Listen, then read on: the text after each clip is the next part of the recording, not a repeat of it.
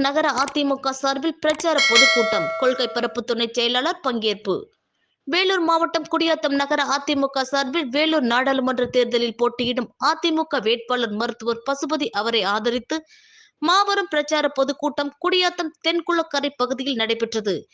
இதில் நகர செயலாளர் பழனி தலைமை தாங்கினார். சிறப்பு அழைப்பாளராக அதிமுக கொள்கை பரப்பு துணை செயலாளர் கோவிந்தன் கலந்து கொண்டு திமுக அரசின் அவல நிலைகள் குறித்து பேசினார். மேலும் அதிமுக ஆட்சி காலத்தில் இருந்த திட்டங்களை தற்போதைய திமுக அரசு ரத்து செய்துவிட்டு மேலும் மக்கள் மீது வரிகள் சுமத்தியது மட்டும் திமுகவின் சாதனையாகும் என்றார்.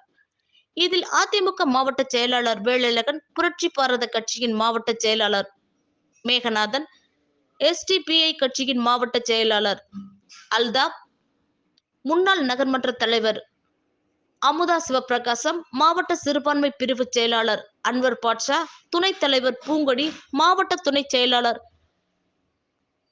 கஸ்பா மூர்த்தி உள்ளிட்ட அதிமுகவினர் மற்றும் கூட்டணி கட்சியினர் பலர் கலந்து கொண்டனர். தவச்சார்பட்ட ஜனதாதள கட்சியைச் சேர்ந்த நண்பர்களே, புரட்சி பாரதத்தில் அங்கம் வைக்கிற கண்மணிகளே, நாங்கள் என்ன பேரகத்தின் ஆற்றல் மிக்க நண்பர்கள், கூட்டணி கட்சியைச் சேர்ந்தவர்கள் எல்லாம் இரட்டை இலை சின்னத்தில் நீங்கள் ஏன் வாக்களிக்க வேண்டும் என்பதற்கு சில விளக்கங்களை மேல் வெற்றி பெறும் என்று எழுதினார்கள்.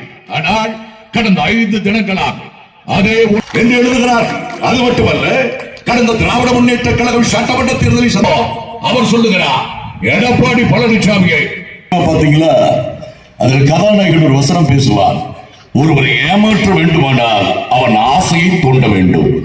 இந்த படத்தை ஸ்டாலின் ஒரு தயாராகிவிட்டோம். சரி, எடப்பாடி பழனிசாமியும் எங்களோடு வந்தால் அந்த வெற்றி முழுவதையும் படுகிறது. என்ன மயிருக்கு அதைத்தான் நான் கேட்க விரும்புகிறேன்.